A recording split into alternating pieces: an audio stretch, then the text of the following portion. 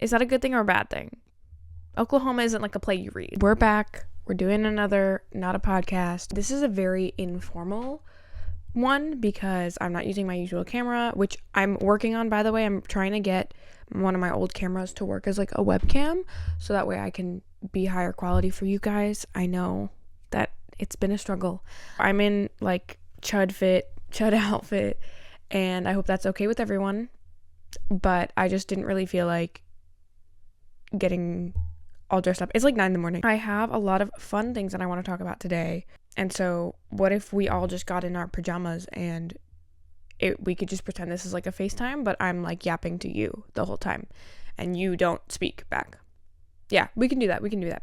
The first thing that I want to address before getting into anything else is that I don't know if the Bridgerton video is coming. I have it recorded and I possibly will not edit it ever. I did a little bit of editing and then I was like, I'm a little tired, and now I'm just not in the mood for Bridgerton anymore, and it's like really sad. But I just wanted to address those rumors that everyone has been asking me about. Obviously, sometimes I'm just not in the mood to edit something, and then it just kills the momentum of the project. So we'll see, but I have a lot of exciting things coming regardless. Yeah, I'm gonna launch into a few movies just like that I've seen recently, and the one that I want to talk about first is Project Hail Mary. I know a lot of people have been loving it. I personally just didn't expect the reception to that movie, despite the fact that it's like Ryan Gosling in space and there's, spoiler alert, there's a cutie little alien rock guy, which I actually didn't know about, but like Ryan Gosling in space was enough to be like, okay, well, obviously this is going to be a hit. So yeah, it was an interesting movie. I've seen it twice. It did make me tear up. Very beautiful. I guess I just like, a lot of people have been raving about this movie. I am not one of those people. I thought it was cute and I thought it was good, and I would say, hey, if you're looking for a movie to watch, you can't really go wrong with Project Hail Mary. Also, there's not a lot of mainstream things out right now besides like Super Mario Galaxy that like families are gonna want to see, and so it makes sense, but I just feel so like foolish for being like, oh, I'm surprised the Ryan Gosling sci-fi movie went well. The other movie that I want to talk about is The Drama. I really liked it, but I didn't love it. I wanted to love it. I enjoyed the discussion a lot, and I enjoy it more than I liked watching the movie itself. Like, I've only seen the movie once, and I really want to see it again because I do think it's really funny and interesting, but I just am loving so much more like the things that I'm seeing about their, you know, personalities and how they're shown through their actions in the script. And so I think rewatching it could definitely just be funny, and they use comedy really well in that movie, and I really love the ending outfits. So I love the conversation surrounding it. I really love all of the hating on Rachel. If you know, you know. Also, spoilers for The Drama. Basically every movie that I'm talking about here I'm going to spoil. But for The Drama, if you haven't seen it already, first of all, go see it. It's really, really great. But I know that there has been a lot of, like, I guess controversy surrounding the fact that the thing that Emma did, so, like, all of the characters have done, they share the worst thing that they've ever done. And Emma's thing was planning a school shooting, which is very obviously a sensitive topic in America and something that is very real and dangerous, and it's just not something to really make light of, and to use it as a device in this instance does feel a little dicey and like maybe a little insensitive. And like, conspiracy is a crime too, right? That's the thing, is that a lot of people are like, oh well, she just thought it, but like technically she did plan it out, and that was the thing. It is also like, there's a few interesting things that I've seen online, and I think it's better for people to kind of search for this stuff more than to just hear it from one person. But the thing about it is that I don't think there is anything else that they could have had her do as her worst thing that would have still been redeemable in that way, because this is not something that she did. It's something that she planned to do. And it's also something that like she kind of fixed within herself, or seemingly fixed within herself. Like, the whole concern of the rest of the movie is, well, is she capable of doing something like this again? But obviously Emma is the only character, Zendaya's character is Emma is the only character who is kind of capable of giving second chances, and everyone else is very, you know, conservative with their abilities to give that second chance. Rachel, who is played by Alana Haim, who had the best wig of all time in in One Battle After Another, she was much more, I think if anything, her stuff was worse, and a lot of people have been saying this, many are saying that she like locked a kid in a closet. Allegedly, she says that they found him, but we don't know that for sure. Which, like, that's like something that she physically actually did to someone. And so it's like, I think my take on this whole thing is that I think just having Zendaya be that character that everyone is like, how could you do something like this, makes it so much more interesting. I think just having Zendaya be this character that everyone is holding accountable for something she didn't do versus everyone around her is not being held accountable for things that they did do, kind of puts Zendaya's character in this position of like, why are we holding a black woman specifically accountable for something that she didn't do when we're not holding this white guy and this white woman accountable for things that they did do? Like, Charlie literally cyberbullied a kid into moving, and no one is like saying anything because the whole thing is like he was a kid at that time. And Rachel literally locks a kid in a closet, and she's forgiven despite the fact that like she could have lied about him being found. And because it was like in like a trailer park or something, like she could have totally lied about him being found, and because she didn't want to get in trouble for locking him in a closet. So she could have actually killed someone. And Misty, you did actually kill someone. Misty, you did actually kill someone. Okay. I think that's one of the most interesting aspects about this movie, is just this idea of accountability and what you specifically should be responsible for, and the actions that you should feel responsible for and that people should hold you to. Did any of that make sense? Probably. Possibly not. I feel like I'm just rambling, and that's kind of what this is. Both Zendaya and Robert Pattinson were really, really great in this. I think it was just really a fun movie. My standout was obviously the photographer who was also in Materialists. She was awesome. I don't know her name. I'll have to look it up. And then also the girl who played Misha, who I recognized because she was the woman. Wait, she's been in another movie with Zendaya. She was the woman that Patrick Zweig had to sleep with so that way he had like a place to stay during the Challenger in Challengers. Okay, right. That's how I recognized her. I was like, she's from Challengers. Speaking of other people I recognized, we're going to go back to Project Hail Mary. The AT&T lady. She's there. Okay, everyone who's seeing Project Hail Mary, you're like, wait, where do I know this woman? The AT&T commercials, you know her from that. Let's talk about what I'm currently watching on my devices. So I am currently obviously I'm watching Daredevil Born Again. If you want to read my review on episode 4 on the pop break, you can check that out in the description. I will also be writing a review on episode 6, which is coming out the week that I'm filming this. It's coming out on Tuesday, but it might already be out by the time that I am posting this. So just keep an eye out for that. If you're a Daredevil fan, I personally love Elektra and Dex. Those are my favorite characters. I also loved Karen Page in season 1 of the Netflix show. Daredevil Born Again, I'm not the biggest fan. I think season 2 right now is definitely picking some things up. I thought episode 4 was the strongest episode of the season so far. And Jessica Jones is supposedly in episode 6. So that's where we're going. And I am hoping that is a good sign because I love Jessica Jones as well. I'm also reading Alias, the Red Band series that has Jessica Jones teaming up with Typhoid Mary. Now, my review of this so far, I haven't read issue 2, even though I just picked it up, is I think Jessica Jones is very different from if you've read the original Bendis run. And obviously she's supposed to be different. She's a mother, but I think her character took a little bit to settle in that first issue. Typhoid Mary is giving a little bit Harley Quinn. She's giving a little Harley Quinn. And I don't know Typhoid Mary that well. Like I haven't spoken to her that much. We don't go to parties a lot, but she is giving a little bit Harley Quinn synergy, and I don't know if this is a good thing or a bad thing. You know? Is that a good thing or a bad thing? In a good way or a bad way? Bitch, you better be joking. Oklahoma isn't like a play you read. Like, I'm just hoping that the second issue is better, but we'll check it out. I also got some cool comics for Superman Day. I got the Woman of Tomorrow first issue.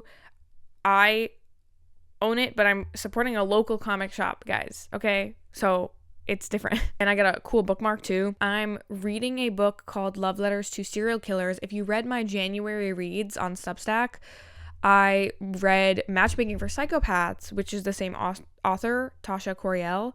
And so far, I like Matchmaking for Psychopaths more. I think the characters are just a little bit more solid and likable to me. They're not good people. Oh my God. Let's talk about this, right? Hot take, which should not be a hot take. You don't need to be, the character that you like doesn't need to be a good person. And I, as a Yellow Jackets fan, I understand this more than most. And as someone who has been a Shauna Shipman fan since season 1 of Yellow Jackets, like, this is the craziest thing. I cannot believe that people hate on Shauna Shipman. She's been through so much. Guys, she's been through so much. Yeah, maybe she slept with Jeff after Jackie made her mad, but she's more cheating on Jackie than Jeff is cheating on Jackie. They're both cheating on Jackie. What? And obviously it was because she's in love with Jackie, guys. I just feel like you don't understand. Anyways, also she lost a kid in the world. I can't keep doing this. I'm sorry. I just love Shauna Shipman. I think, like, obviously she's a bad person. I don't need to defend her. I don't really care about that. I like her as a character. God forbid. I don't think you need to have characters that are good people in order to like them, but in Matchmaking for Psychopaths, I did really, really like them. And I thought the twist at the end was I was like, but so far, Letters to a Serial Killer, I just like the prose less. I don't like the prose as much as I did in Matchmaking for Psychopaths. I think the writing really solidified in Matchmaking for Psychopaths. That one came out after. In Love Letters, the main character all of Tasha Coriel's main characters are really relatable because they're kind of just like those like women who eat a lot of junk food and are kind of just a little insane, and I relate to that. I don't know. And they're just written in a really relatable way. And I just liked Matchmaking a little bit more, but I still have yet to finish Love Letters to a Serial Killer. I am hoping to get another Substack article on what I've been reading. I've been reading like a book a month, which is more than I have in past years. So if anything, I'm really proud of myself, but I just want to let you guys know. The other things that I am up to right now, I feel like there's not a lot of comics that I've been actually keeping up with, or like besides my pulls, which are like all of the X-Men solos right now and the new Captain Marvel that just came out, that's like the Lucas Werneck art. That one is really good. The issue 1 of that was really, really great. I've been reading The Love Hypothesis, I've been listening to it on audiobook because Lily Reinhart is supposed to star in the adaptation of The Love Hypothesis, and therefore I was like, well, I have to listen to it now because I've been obsessed with Lily Reinhart and Victoria Pedretti after Forbidden Fruits. We'll get to that in a minute. But yeah, Lily Reinhart is in this, and that's why I'm listening to this audiobook.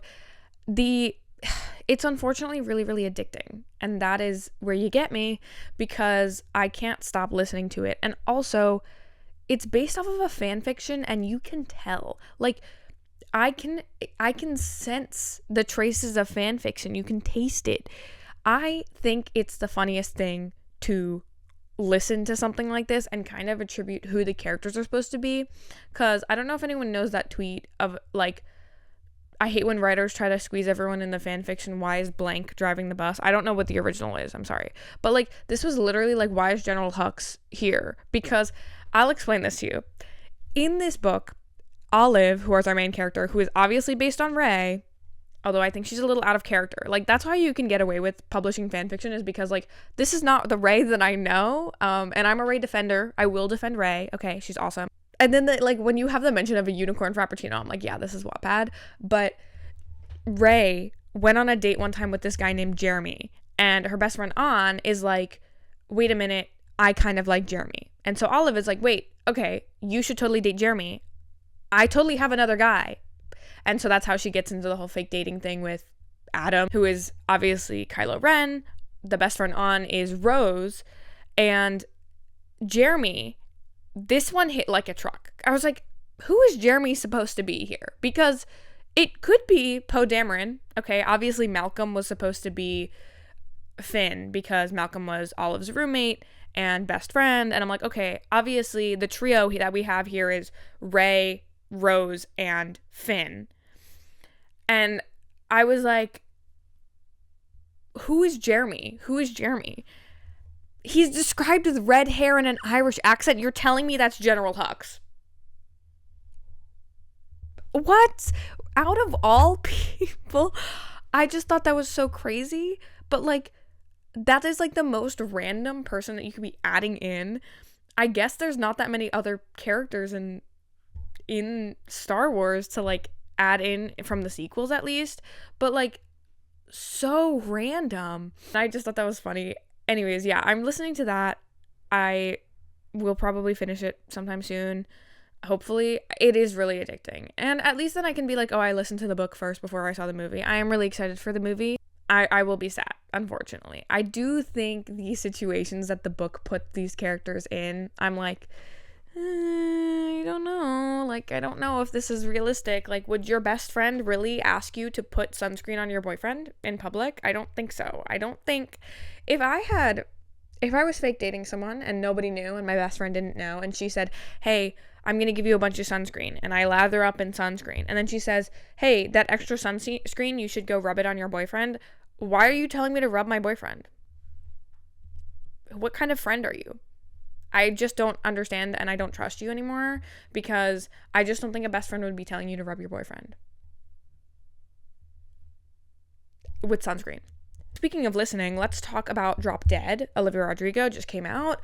Really excited. I really like the song. I think the first listen, I literally had to get through it through the first, like by the end of the first listen, I was like, this is a song that I love.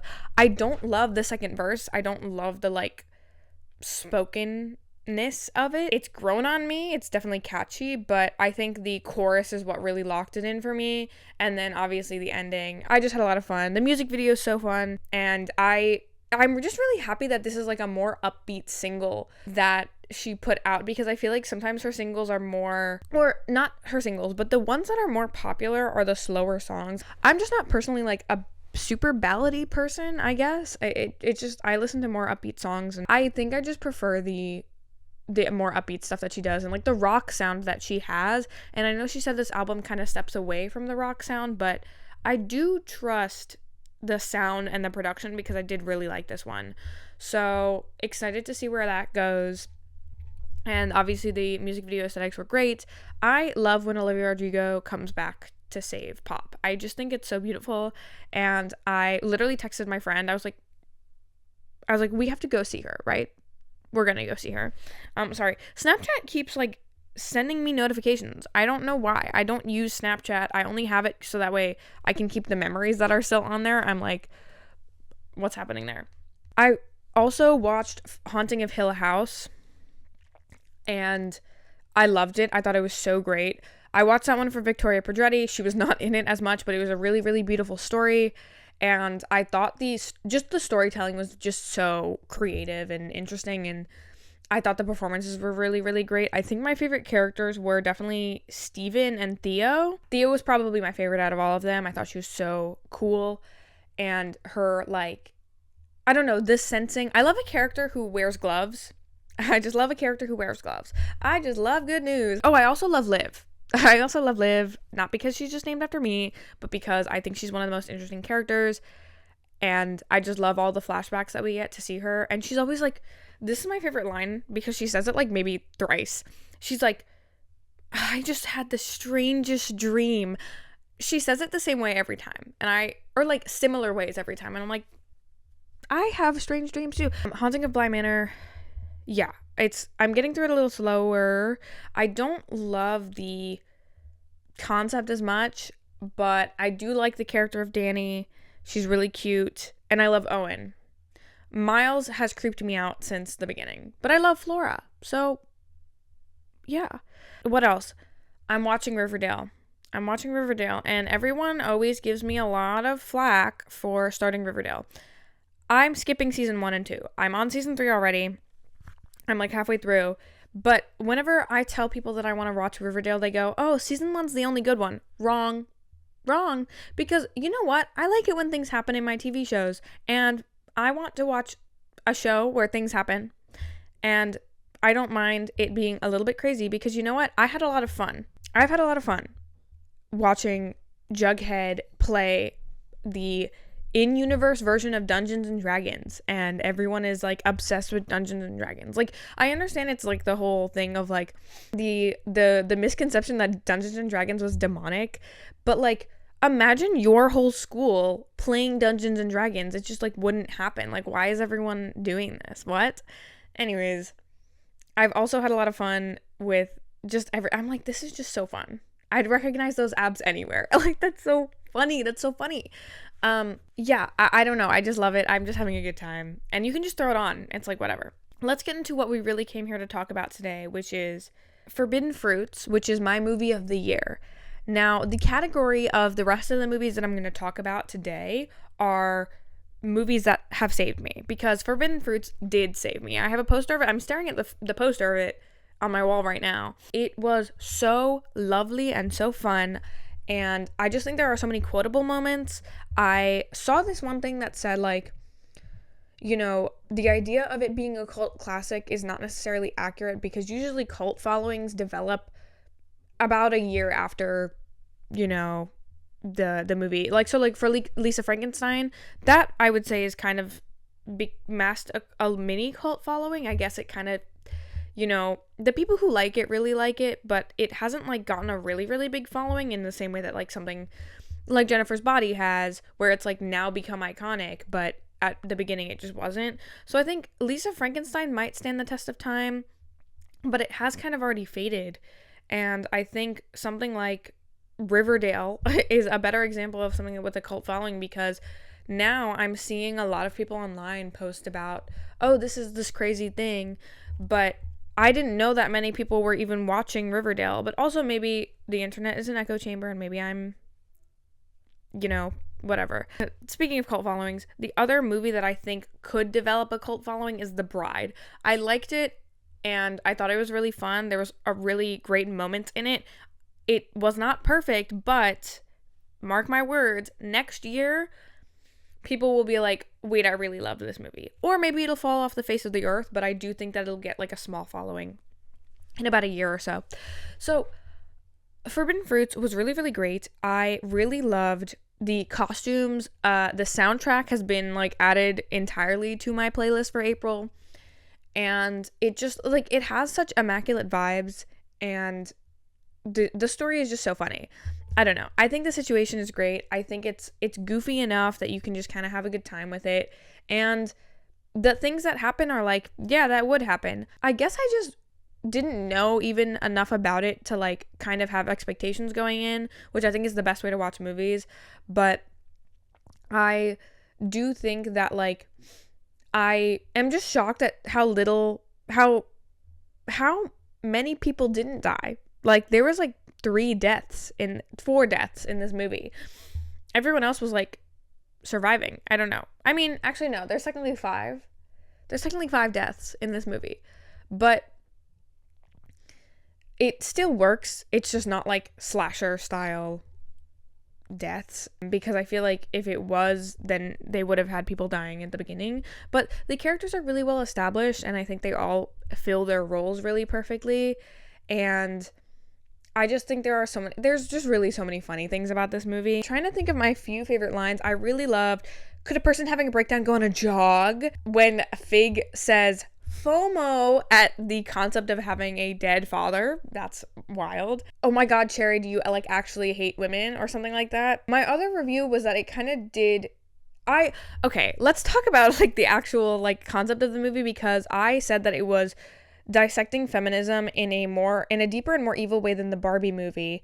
And the reason that I say this is because I think this whole theming that it brings up often about women supporting women is really, really interesting, because it acknowledges the fact that like this idea of, or like the current idea of feminism and supporting women specifically, of like being a girl's girl, is all based on these like really strict rules that we have of like how to support other women and how to not support other women. And I think Apple is a really great example of this person who is holding other people to these standards that she doesn't herself follow, or that she doesn't follow herself. And I just think that's really, really interesting because she there's at one point where it's like and here's where the spoilers come in. She threatens Cherry's cat, Shirley Temple, and Cherry is like, she's all I have left. And then Apple is like, what about me? Like, I'm not important to you. And then later, Cherry is like, wait, are we still best friends? Apple is like, I don't believe in hierarchy of female relationships. So Apple kind of has this flip-flop of whatever works for her. And it kind of reminds me of how a lot of women will just kind of use this idea of girls supporting girls or women supporting women to kind of get what they need from it and be like, oh, well, you're not supporting me because you're not doing X, Y, and Z. But that's not necessarily what support looks like. And everyone has their own version of how they support other people. It's also just such a really, really interesting way of like showing how women are almost forced to compete with each other. I think I tried to explain this to someone one time, but it really is like women are kind of raised from birth to see each other as a threat, because if you are, I just think it's like comparison is the thief of joy, and we've been robbing women of joy for their entire lives. Like, there's this thing that women are just trained in because of the media that we watch and just like societal pressures to constantly compare ourselves to other women. And I think it's something that kind of is touched upon in this movie. I do want to do another watch, and then maybe we'll turn that into a Substack article, because I do think that would just be really fun to go through and look like, okay, what does this specifically mean in this idea of women supporting women? And then also, like, all of the rules that Apple has are supposedly to make sure that the female friendships stay together, but really it's just restricting what you can and can't do in the name of being a girl's girl and being supportive. And I know, like, online, this idea of being a girl's girl is, it's debated. You don't have to be friends with everyone. And like, that really is what it comes down to. And I think that this conception of being a girl's girl is really all about, like, right now it's really rooted in needing to like every girl that you meet, which is just not the case. Like, you don't have to like everyone that you meet. Not everyone you meet is gonna like you. But if you are in a room with another girl and she needs help, like, it really comes down to, if this girl who you absolutely hate is in the bathroom asking you for a tampon and you have a tampon, why wouldn't you just give it to her? That's like very borderline, like, basic. But it's also like, if you were in a room, like, if you were about to leave a room and there was a guy you don't trust and a girl you don't like, would you leave that girl you don't like in the room with the guy you don't trust? No, you'd be like, hey, I'm gonna stick around, because even if you don't like her, you can still help her. And that's I think that's my concept of being a girl's girl, where it's like, it really is, hey, I don't love you, but if you need a tampon, girl, I got you. Like, that's fine. Just generally this idea that, like, support means like, and I don't think that's the case. And I think like, that was kind of a side tangent, but in the case of Forbidden Fruits, it really is like, how do you be friends with people how do you support your friends while also allowing yourself to be happy? And so, like, for someone like Fig, she wants to be with this boy, but the rules tell her that she can't text him in more than emojis, and she wants to do that. And I think that the restriction that she has, and Fig has an understanding more than Cherry does, that she can live a life outside of this coven. And I think that taste of freedom is what makes her kind of a more grounded person, because she is definitely more separate. But she also, like, at some point she wakes up and she's like, this is ridiculous. Like, I really love when Cherry goes, "You're not John F. Kennedy." I just love the delivery. I think my favorite performance in this movie was 100% Victoria Pedretti as Cherry. I think that her accent was so cute. I just think that it was just so great. Also, the setup that they had for her character of the nails. She had my favorite fits in the movie besides Pumpkin. I think if I was to replicate anyone's fits from this movie, it would probably be Pumpkin or maybe some Fig. Honestly, I would like to replicate any of them. But I think Cherry and Pumpkin were probably my personal favorites. Pumpkin was also so cute. I love Lola Tongue. I saw her as Eurydice in Hadestown, and I've only seen season 2 of The Summer I Turned Pretty. I will not be watching any of that show. I will not be watching any else of that show just because I didn't love the books, and I think that's a good enough reason. But I will watch the movie. I don't know. But I just love seeing her outside of of The Summer I Turned Pretty. And so she was just really great for this. I think also this is like not, I don't mean anything by this, so I hope no one gets offended, but when I saw her in those braids with that sweater, I thought to myself, in another life where Olivia Rodrigo is still acting, they would have tapped her to play Pumpkin. Am I wrong? Someone tell me if I'm wrong. If this was like a rotating cast, like if this was a theater troupe, this is my favorite game to play. If this was a rotating cast, if this is a theater troupe with a rotating cast, who would play who else? I think Ariana Grande would play Cherry. Olivia Rodrigo would play Pumpkin. I don't know who else would play Fig, and I don't know who else would play Apple. Those are the only ones that I feel very strongly in my heart right now. Emma Chamberlain is such a crazy pull for this movie. Who else could... I don't know. Alexandra Shipp was really great as Fig. All the performances were really great.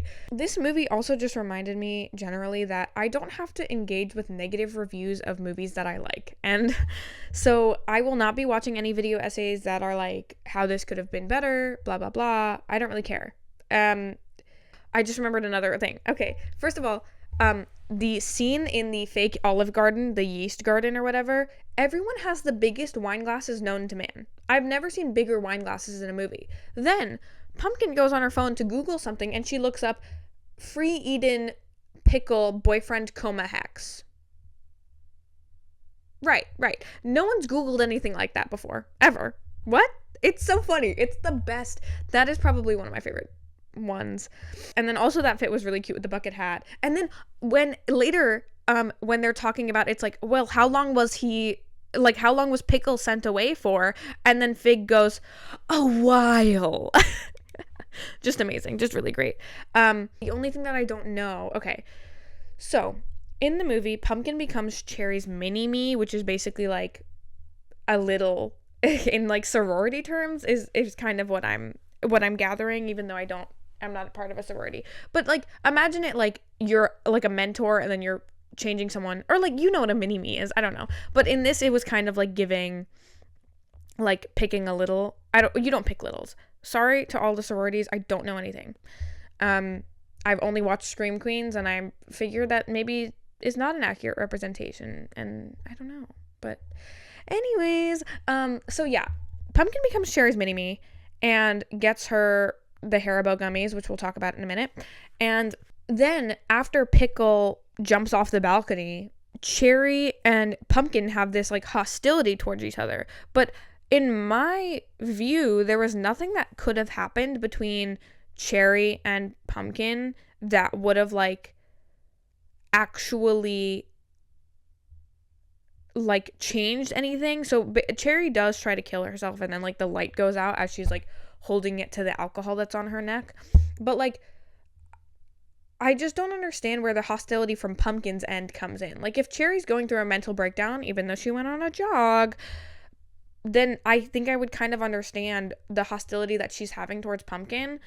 But even then, I don't understand it. It's like they didn't do anything to each other to warrant that kind of hostility. I understand Pumpkin is allergic to cats and Cherry brought Shirley Temple, but it just doesn't make sense. It just doesn't make sense. I think this is something that might come with more rewatches, but I just don't understand the hostility that happens between them. I just remembered a few other lines. One, we were supposed to walk wistfully in the parking lot in Sunset. Love. I love that because I want to do that. The Hilary Duff collab is back. Right. The Mojave body mist. Right. Oh my god, is there sand up your ass crack? Because you are giving beach. I can quote this whole movie, and that's really great. I get that dough. And another one of my favorite bits is Cherry eats a lot of Haribo gummies. Now, this is product placement. I'm not a personal fan of Haribo because I think they're not squishy enough. And I feel like there was a bigger brand before Haribo that was squishy. And I'm like, I don't know why Big Gummy is lying to me. I know that gummy bears used to be squishier. I feel like Haribo is too firm. I do love their peaches though. The peaches are amazing. I like them better than peach rings because they're like full and they're soft. But the Haribo gummy bears are not the main type of gummy bear. I do like the Albanese, I think is the brand. Those ones are nice and squishy, but they're very small. So I don't really know what happened to Big Gummy. I don't know what happened to regular gummy bear. And also, while we're on the subject, what happened to gummy worms? What happened to gummy worms, right? Like, gummy worms used to be like regular, but like what was the main brand of gummy worm that's not Trolley? Because Trolley is the sour ones. Answer me below if you can. We have to kind of rapid fire because I think I'm kind of rambling. But every time she has the Haribo things, I think they use the same bag, and I don't blame them, but I do think it leads to this really funny bit where it's like perfectly cut at the top, and it's obviously the same bag every time, but there's this, I think the funniest instance of this is when Pumpkin is like, hey, I got you gummy bears, and it's the perfectly cut bag. Like, is that a preference that she has? I don't know. I think it's really funny. If anyone cares, my fruit name would be Apricot. Thank you. That's all I have to say there. I want to talk about the possible queer subtext, but in this movie, which might also be another Substack article, but in the third act, Apple and Cherry kiss. So Apple kisses Cherry, and Cherry very immediately pushes her off, but there are some moments that kind of allude to the fact that maybe they have been more than friends, or at least there is some feelings there that are just unresolved.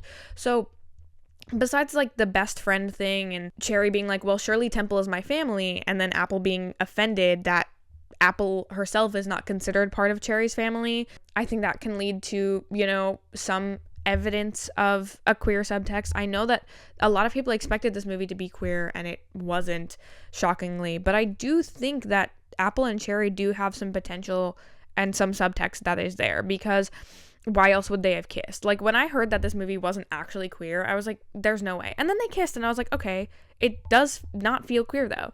But I think Cherry's speech about, she's talking about like the guys that she slept with and the fact that they probably don't see her as alive, and men try to buy her with objects, but the only time that she feels alive is when she's with Apple. I honestly think this is a really obvious way of showing that like Cherry maybe does have feelings for Apple. And then it's also another like possible compet moment, because a lot of times we'll see, I don't know, I think it's like kind of very like a lesbian character thing to do, to be sleeping with a lot of men, because you kind of really can't process that you're attracted to women, and it's kind of like this fighting thing. But she does seem to genuinely enjoy her her Wednesdays, but I do think that there is some like tension between her and Apple, and I think that's a dynamic that's worth exploring. And then Apple obviously is a lesbian. Like, obviously, this is so obvious to me, because why else would she be policing everyone's like relationships with men? And also, she makes multiple comments about having boys as babies. So like when she's like, oh, now I have to be selling for two, and Fig and Cherry are like, are you pregnant? She's like, no, what if I had a boy and had to name it like Bob? Which is so funny to me, but also like that's like, I just feel like Bob used to be such a funny name, and now it's like Bob is just not a name anymore. Like no one is laughing about Bob, right? Like in middle school, like you could just be like Bob, and then everyone would be like, oh my god, that's the funniest thing I've ever heard. What happened to Bob? And then there's the other scene where she says like the momfluencer is like, oh, he's a boy, and then she's like, oh, that sucks. Like I think it's very obvious that Apple does not like men, and so I think she is the more confirmed in my mind to be part of this queer subtext. So I do think that if anything, her feelings are probably very directed towards Cherry, because also she controls Cherry the most. She talks about the main character syndrome. She literally labels things as unattractive qualities about Cherry. Why would she care so much about Cherry being attractive and having attractive qualities? I don't know. I do think so. Basically, my point with this is that like I don't think that this is lacking queer subtext. I just don't think that it's necessarily the focal point of the movie, and that's not a bad thing, because the queer subtext is definitely there, and in another movie it might have been more worth exploring. But I do think it's enough with the information that we have now to kind of dissect that. I just think there's like a lot that we can do with the information that we have. Like I said, it might be another Substack article, but that's just my take on the idea of the queerness in this movie. The other take that I have on this, though, is during the scene where Pumpkin finds out that Cherry is on like a rigorous schedule and has the like planner, I do think there's like a moment specifically where she moves in where Cherry doesn't move, that like, I don't know, I can't explain it, but that was also a moment. I don't need to say anything else. I also don't know how old these people are supposed to be. Like, I'm assuming that Pumpkin is supposed to be like in her 20s, and then everyone is also supposed to be in her 20s, but I just think they're all in their 20s, right? I think that makes sense. The last thing that I will say about Forbidden Fruits is that it is very much like a litmus test for understanding camp. I mentioned like negative reviews before, but I do just think that like everything that like could be considered bad about this movie actually, in my mind, in my opinion, makes it better. I think the wig that Lily Reinhart is wearing is so fun to just be like, wow, I can tell that that's a wig, and I just think that's fun, and I think it's enjoyable, and I think the silliness and the goofiness that lead to this maybe not being taken seriously by some people are what make it enjoyable to me, and why this is kind of one of my favorites. Now it's like on my top 4. I would 100% recommend this movie. So far it is my top movie of the year, and like that's really crazy. I do think Supergirl will come in close, but right now I'll do another S tier ranking because I think you guys like that one. So expect this one to be an S tier for sure. So in the same vein of movies that saved me and are probably very camp, some of them are very camp, I just want to talk about other movies that I'm like that I think should be in conversation maybe with Forbidden Fruits, or just like for me, my mind is going to these movies because Forbidden Fruits was like made my year, and I just want to talk about the other movies that have saved me in the same way. So obviously the first one is going to be Do Revenge because it has another Riverdale star, Camila Mendes. I'm working on a Substack article about this one right now because I think the way that it, dissects feminism as well is like just really interesting and is like plucked from my brain. Like genuinely, I feel like they crawled around in the wrinkles of my brain and were like, we're gonna make a movie for Liv, because the villain being like this guy who is like a performative feminist, I'm like, that would be a villain in my life, like for sure. Because I've always talked about like, well, in real life, I've talked about like a lot of men get put on pedestals unnecessarily and are just kind of applauded for doing nothing. Meanwhile, a lot of women have to work really hard in order to be popular or well liked, or they just have to like be very perfect all the time, versus men kind of just do nothing. And then everyone's like, oh my God, isn't he so great? Maybe this is a me thing. Maybe this is a me thing because I hear people talk about men that they are like, wow, this is the best guy ever. And I'm like, it's just a guy. Like I've met him before. It's fine. And so like I'm specifically talking about like men that people like everyone loves, and I just don't understand the hype. And it's not like they have like charisma or anything in my mind. They're just like, everyone's like laughing at jokes that they tell, and it's like, that's not a funny joke. I'm funnier. I don't know. Maybe this is a personal thing to talk about in therapy, but Do Revenge, Max is that guy. So if you like, maybe you do know a guy like this in real life, where it's like he is somehow getting everyone's attention despite the fact that he's kind of shitty and is just not really doing that much. This is also a camp litmus test. I think the camp here is so much, I honestly think it's more evident than in Forbidden Fruits, if I'm being completely honest, but I think it's kind of more seamless. I think launching into something, if you're new to camp and you don't really understand it, which I think, okay, wait, here's my hottest take on camp, and I'm going to lean in so that way you can really hear me. The literacy crisis is leading to a misunderstanding of many things. Among those, hyperbole, exaggeration, same thing, sarcasm, and camp, which these kind of are all very like connected. They're very much cousins as concepts, and I think that not understanding camp is a indication of not being literate in terms of like media, or just I guess just generally literate. I feel like understanding camp and like satire specifically is the same as understanding something like sarcasm or exaggeration, where it's like, this is something that is very obviously supposed to be over the top. And the fact that you don't understand that and that you're trying to take it too seriously is like really ridiculous. Like, let's get over ourselves. Just have a good time. People are like allergic to having a good time now because they're like, oh, this is not realistic. You're watching a movie.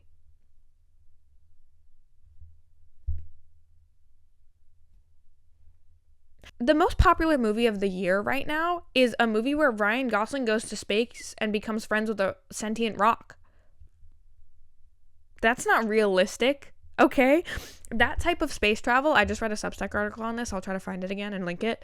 But that kind of space travel is very likely not going to be possible in our lifetime, if ever. Okay? It is a fantastical idea that is just not possible. Like, it's just not going to happen. So, like, I don't understand what this thing comes of like not being realistic. Like, I don't want to talk about it. But yeah, I think camp is very, I think understanding camp is a really important thing to do when you're trying to be literate and trying to be intelligent. And I think that camp is really just a litmus test for that. And I've said that many times now. I'm going to go back to Riverdale because I was just talking about it, but the same thing is there with like camp, but it is also just like, I understand that it gets goofy at some point, but also I want to just kind of like preface this. I've watched Glee and I've watched Once Upon a Time. I feel like I'm prepared for anything, and I just want to see things happen. I also want to know the crazy parts that everyone's talking about. Like, I feel like it really is just being an informed person, okay? If I'm going to hate on it, I should be informed. If I'm going to love it, I should be informed.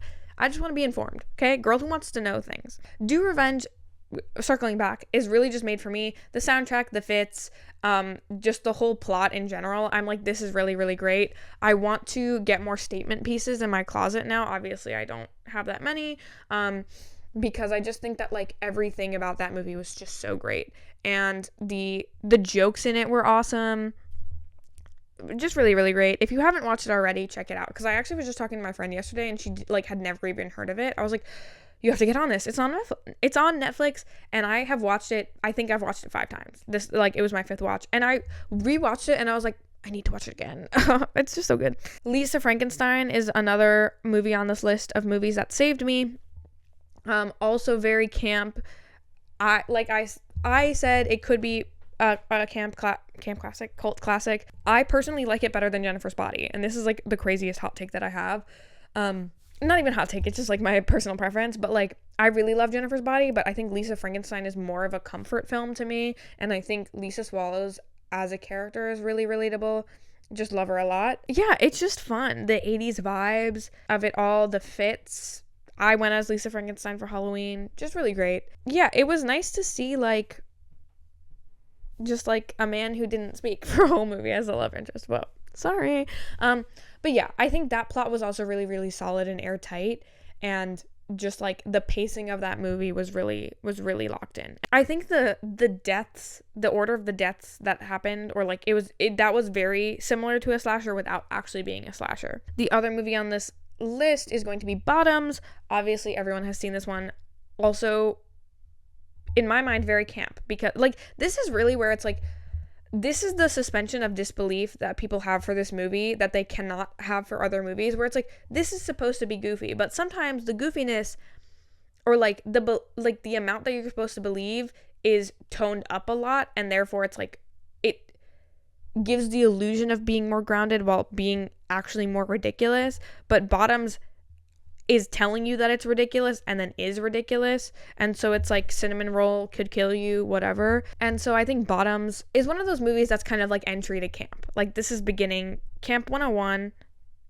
Bottoms, watch Bottoms. I'm glad that one has gotten a lot of recognition as like a comedy, and it being like a female-led comedy and all that. So I just am really grateful that that's like a movie that has like taken off and gained a following and is still talked about today. Like, I think of all of the movies on this list, that is definitely the most popular one. Actually, out of all of the movies that I've previously mentioned, that one's definitely the most popular and still talked about. I would say the other two that I have that I'm about to talk about are equally talked about and have the kind of same big following. The next one is going to be Challengers, a really, really fun movie, but I have something to say about this specifically.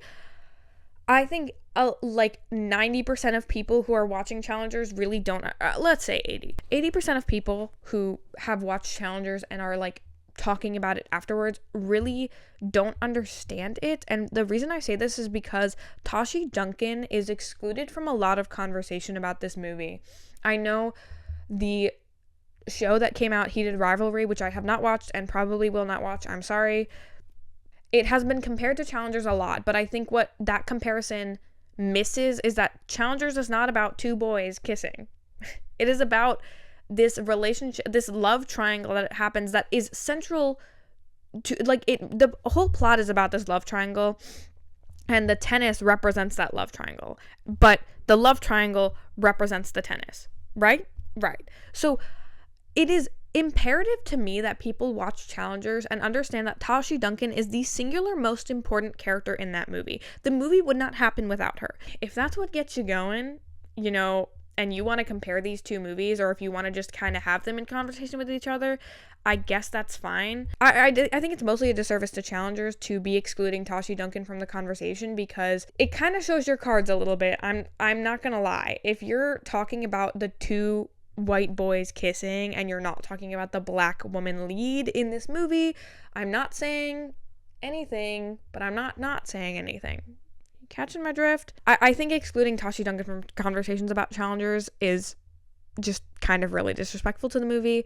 But putting that aside, I do really love Challengers. I think it is so fun, and I just love the movie.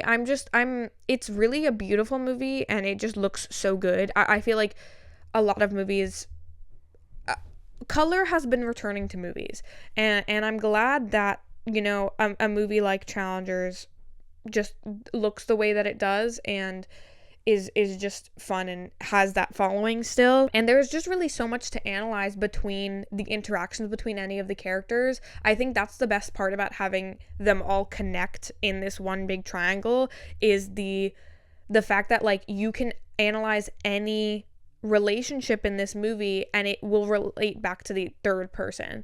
And I really do think Tashi having this relationship with tennis and being this person who can no longer play and pushing Art to that is just, it's just so genius. I was also in my most recent rewatch, or like I started a recent rewatch, I just noticed that, like, Art has always been an asshole, and I know that he talks about Patrick, like, being really, really rich, but Art is definitely also really rich because he went to the same tennis academy, and he is also, like, very demanding. He's like, oh, like, you have to let me win.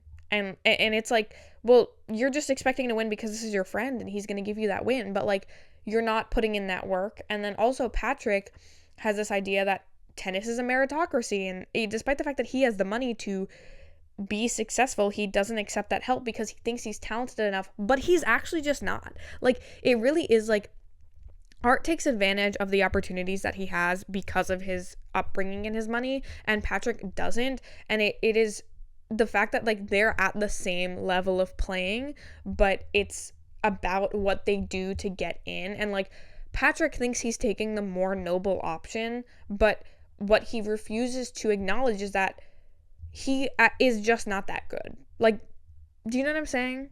Maybe this is the hot take, but it's not. I think it's true.